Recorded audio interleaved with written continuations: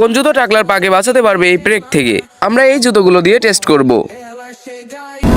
Level 1 sneaker. লাফ দাও।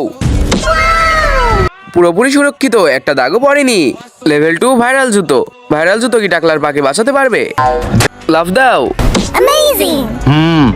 পা পুরোপুরি ঠিক আছে, ভাইরাল জুতো তো কাজের আছে। লেভেল 3 সাপড়িদের জুতো। মনে হচ্ছে টাকলা এবার আঘাত পাবে। যাও জনি, আবারও লাফ দাও। Ouch! টাকলার পা তো পুরো কানা কানা হয়ে গেছে। লেভেল 4 মিকি মাউসের জুতো। টাকলা জনি, লাফ দাও।